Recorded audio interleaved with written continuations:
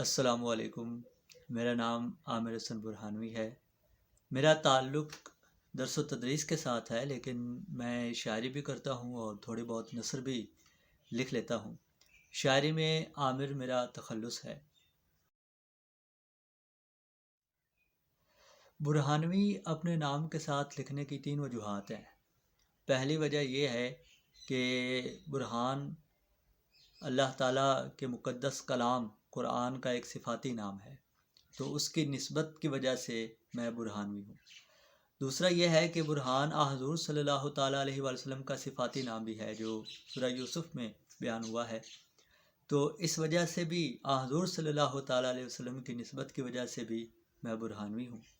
اور تیسری وجہ یہ ہے کہ میں جہاں رہتا ہوں، میرا جو گاؤں کہہ لیں یا قصبہ نما گاؤں ہے، یہ اس کا نام ہے شیخ برہان، تو اس وجہ سے بھی میرا نام برہانوی ہے، میرے نام میں برہانوی لگایا جاتا ہے۔ شاعری کا آغاز تو بچپن سے ہی ہو گیا تھا۔ وہ ناصر کاظمی کا شعر ہے نا کہ میں نے جب لکھنا سیکھا تھا، پہلے تیرا نام لکھا تھا، تو میرے ساتھ بھی کچھ ایسا ہی معاملہ ہوا کہ جب لکھنا شروع کیا، جب نثر لکھنے کی شروعات کی، تو اس کے ساتھ ہی شاعری کی شروعات بھی ہو گئی۔ چونکہ ٹیلی ویژن پہ مختلف قسم کے مشاعرے آتے تھے، تو ان مشاعروں کو دیکھ دیکھ کر بھی ایک تحریک پیدا ہوئی، اور سوچا کہ مجھے لکھنا چاہیے، تو میں نے پھر لکھا۔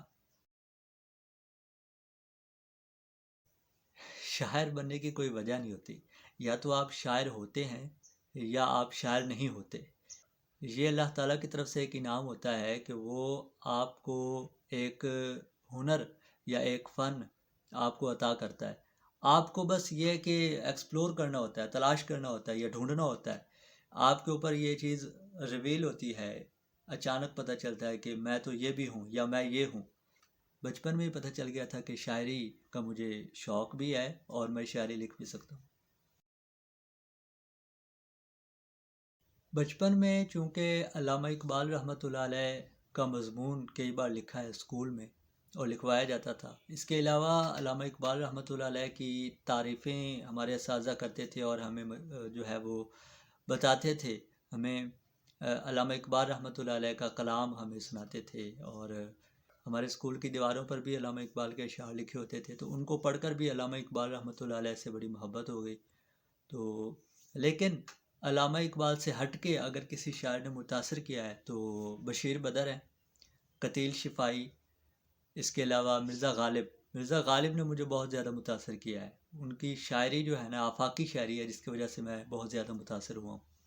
اس کے علاوہ محسن نقوی بہت بڑے شاعر ہیں۔ یہ وہ شعراء ہیں جن سے میں بہت زیادہ متاثر ہوں، لیکن آج بھی جس شاعر کا شعر بہت اچھا ہوتا ہے میں اسے متاثر ہو جاتا ہوں۔ پروفیسر اقبال عظیم کے اشعار بہت اچھے ہیں، میں ان سے بہت زیادہ متاثر ہوں۔ میرا ابھی تک ایک ہی مجموعہ کلام ہے جو منظر عام پہ آنے کے باوجود منظر نامے سے غائب ہے، جس کا نام ہے تیری یاد۔ تیری یاد میرا مجموعہ کلام ہے جو میں نے شائع کروایا تھا، بلکہ خود ہی شائع کیا تھا۔ تیری یاد میرا ایک مجموعہ کلام ہے جو غالباً مجھے سن ایگزیکٹ یاد نہیں ہے، 2018 یا 17-18 یہیں کہیں، یا 18-19 میں شاید میں نے شائع کروایا تھا۔ نیا مجموعہ کلام ابھی تیاری میں ہے، اور انشاءاللہ اگلے سال نیا مجموعہ کلام جو ہے وہ بھی آ جائے گا۔ ادب کے سلسلے میں جو میری خدمات ہیں، جو میں ابھی سر انجام دے رہا ہوں، ایک میرا اپنا میگزین ہے فکر جدید کے نام سے، جو میرا حالیہ جس پہ میں کام کر رہا ہوں۔ اس سے پہلے میں نے ایک میگزین، ایک ماہنامہ، ایک ہفت نامہ تھا، انتخاب ایک ہفت نامہ میں نے شروع کیا تھا، لیکن بعد میں وہ میں نے بند کر دیا۔ دوبارہ پھر انشاءاللہ فکر جدید کے ہی زیر اثر وہ میرا ارادہ ہے اس کو شروع کرنے کا۔ تو فی الحال فکر جدید میگزین جو ہے وہ میرا کہہ لیں کہ ایک ادب کی خدمت کا ایک ذریعہ ہے۔ یارو محبتوں کا یہ قصہ عجیب ہے، یارو محبتوں کا یہ قصہ عجیب ہے، اس کے بدن کا کپڑا بھی میرا رکیب ہے۔